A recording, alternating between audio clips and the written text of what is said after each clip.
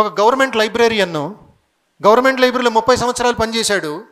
లోపల నుంచి ఆ ప్రేరణ, లోపల నుంచి అతను సేవ, డ్యూటీ కూడా కాదు, ఒక పూజ భావంతో ప్రతి నెల వచ్చే జీతం ఒక అనాథాశ్రమానికి ఇచ్చేవాడంట.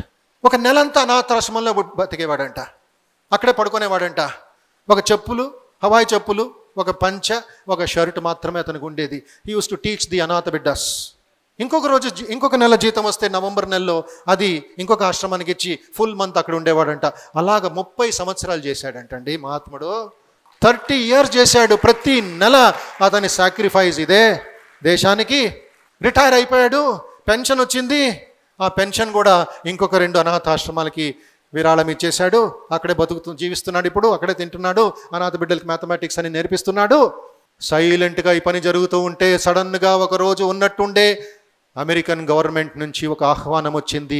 We want you to come to New York for a very very special award by CNN channel called real heroes of the world అని పిలిపించి న్యూయార్క్కి 30 సంవత్సరాలు ఈ పని చేశాడు కాబట్టి, పని కాదు సేవ చేశాడు కాబట్టి అమెరికన్ ప్రభుత్వం అతనికి 30 కోట్ల రూపాయలు అవార్డు ఇచ్చిందంట.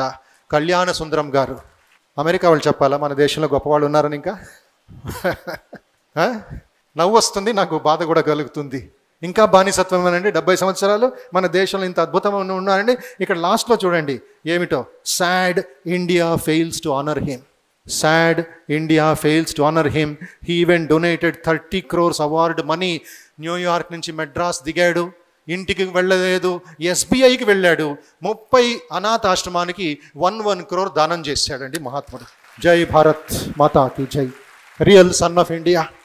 ఒక తమిళనాడు న్యూస్లో ఇది ఫ్లాష్ అయిన తర్వాత మన గ్రేట్ రజనీకాంత్ గారు, కబాలి హీరో గారు, ఆయన్ని ఇప్పుడు గాడ్ ఫాదర్గా అడాప్ట్ చేసుకున్నారంట. అప్పా you are my real father అని రజనీకాంత్ చెప్పి తిరునల్వేలికి వెళ్ళి ఒక రిక్వెస్ట్ చేశారంట. అప్పా నాన్నగారు చాలా టైర్డ్ అయిపోయారు, 79 సంవత్సరాలు ఆయనకి, దయచేసి చెన్నైకి వచ్చి నా ఇంట్లో కొంచెం రెస్ట్ తీసుకోండి అప్పుడప్పుడు అని చెప్తే, Kalyan Sundaram has got the guts and the confidence and the fearlessness to tell, if I am your father, the son should come and stay with the father. I want come to Chennai, you come and stay with me.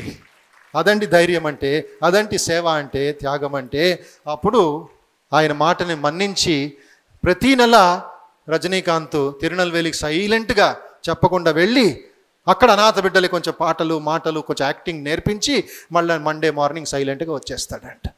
That is how he is repaying the gratitude to his father.